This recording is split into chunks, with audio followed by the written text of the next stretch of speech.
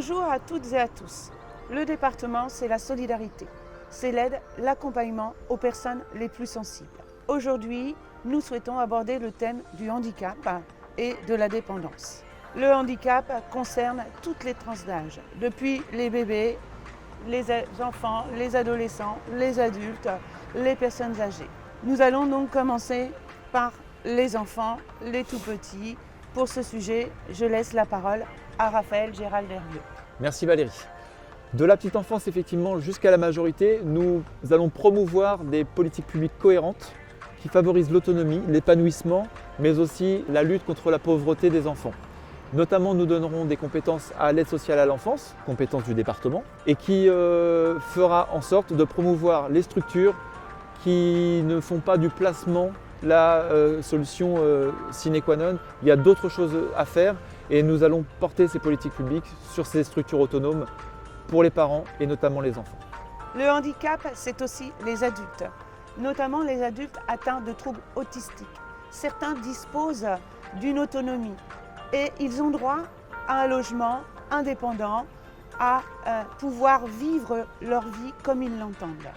Bien sûr, avec un encadrement, avec des agents, des conseillers, des accompagnants qui puissent être là en cas de besoin. Nous souhaitons donc, au sein du département, donner les moyens à ce que des structures associatives ou directement le département puissent mettre en place des résidences pour ces personnes atteintes de troubles autistiques autonomes. Le département doit aussi accompagner les personnes jusqu'à leur fin de vie et notamment les seniors dépendants. À ce sujet, Raphaël Gérald, peux-tu nous apporter quelques éléments? Oui, nous soutiendrons tous les projets qui favoriseront le bien vivre à domicile, l'amélioration de vie dans nos EHPAD, chose importante des compétences du département, et l'habitat inclusif. Et aujourd'hui Valérie, avec le Covid, qu'en est-il des aides à domicile?